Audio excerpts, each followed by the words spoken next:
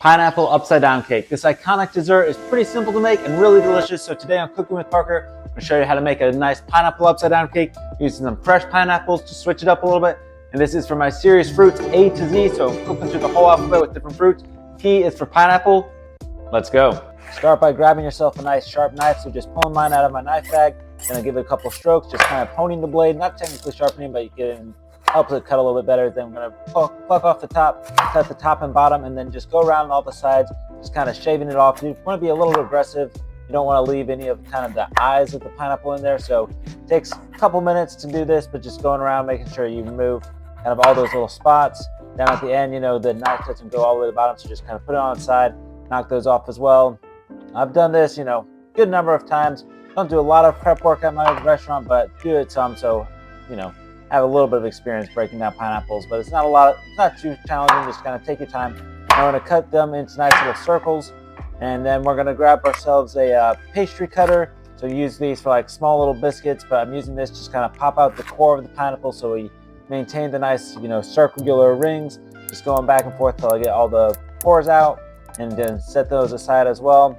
So that's how you break down a pineapple. I'm going to go ahead and give it a try, make sure it's nice and ripe and fresh. So I smell it, and if you can pluck the leaves out, that'll let you know pineapples should be good. So we're going to melt down some butter using our microwave. It's always a great tool to have. Don't hate on the microwave. Pour that into a 9-inch cake pan. And then use the wrapper from the butter as well to kind of spread to make sure you get it all along the edges. Then we're going to grab half a cup of packed brown sugar. Always make sure you pack your brown sugar. It just kind of gives a more even measurement. I'm going to spread out the brown sugar all along the bottom of our cake pan with the butter, and you can start layering our pineapples. So usually if you're using the cans, they're a little bit smaller. They cut off all the edges a little bit more, so you can pack them in a little bit more easily. But using this fresh pineapple, it's going to give you great fresh flavor. You just kind of have to break it down a little bit more. Won't look quite as pretty in the end, but it's still going to look and taste delicious. So I'm also putting the pineapple all along the side. And once we got that, we're going to grab some nice maraschino cherries. These are going to give a great pop of color and flavor, so don't hate on the maraschino cherries either. Just put them in the center of all the holes of the pineapple and kind of all along. You can't overdo it really. Once that's done, we're going to start working on batter. So that's pouring out and weighing out some sugar.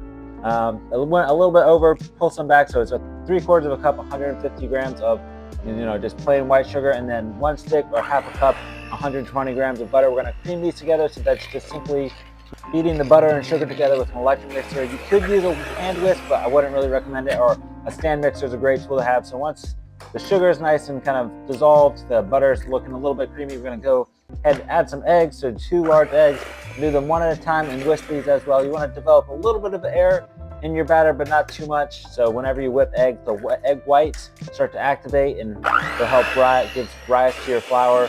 And so we're just going to whisk those together again until it's all nice and super creamy. Finish with a nice kind of teaspoon of vanilla extract. Just always use the lid to measure it. A little bit extra is always a good way to go when you're using vanilla extract. Whisk that all together one more time until it's nice and combined. And then we're going to weigh out some flour. So doing 1.5 cups of flour, or 180 grams of just some generic all-purpose flour. Some recipes recommend using cake flour, but I don't think it's really necessary. Nice little pinch of salt always helps with your baked goods. And then we're doing 1.5 teaspoons of baking powder. So the egg whites are going to help give it rise, and then especially the baking powder. So we're going to hit our oven and start preheating that now. Most recipes tell you to preheat your oven at the beginning. That's a waste of time and electricity. So just do it when you're closer to actually putting the product in the oven. Getting back to what I was doing. So I was slowly working in the flour and then half a cup of milk. So you're just going to put like 1/3 of the flour, fold that in gently, half a cup of milk, stir that together, go back and forth until you've used all the flour, all the milk. You don't want to overwork it, developing any gluten. And then once we get our dough, we're going to get back to our pineapples and maraschino cherries. Make sure everything's standing up. My cherries kept falling over, but I'm not super worried about it. We're going to just ladle our cake batter into the pan over top of the pineapple. Make sure you scrape it all out. Don't want to leave any behind. We're going to go ahead and smooth out this cake, kind of put the cherries up on the side, give it a couple taps, and then pop it in the oven. It's preheated at 350 at this point. We're going to cook it for about 30 minutes or so. While it's cooking, go ahead and clean up the mess that you have in your kitchen. Go ahead and lick your cookie batter. Some people are worried about salmonella, but I've been eating cake batter my whole life, and it's never bothered me. Got some leftover pineapple as well, so just kind of dipping that in there. Once the cake's cooked for about 30 minutes or so, we're going to tempt it with some foil. So you mostly want to pull it out of the oven, but I'm a chef. I'm not that worried about putting my hands in the oven all the time. So cover. That's going to help to keep the cake nice and moist. We're going to cook it for another 25-30 minutes till it's fully set. A toothpick comes out clean, so test it a couple times, but give it one final test. Make sure that toothpick has maybe a couple crumbs, but not too much. Let it rest for about 10 minutes or so, and then once it's cooled off enough to handle, we're going to go ahead and invert it so you know it's upside down cake. The topping's on the bottom, now it's on the top, and pull that off.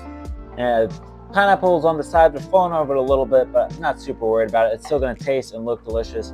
So go ahead and cut myself a nice little slice. Go ahead and get a bite of this pineapple upside down cake.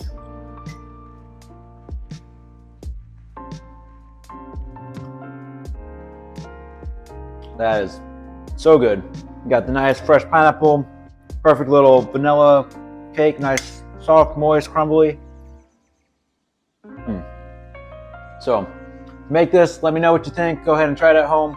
So P is for pineapple, my series Fruits A to Z. This has been Cooking with Parker, and I'll see you next time.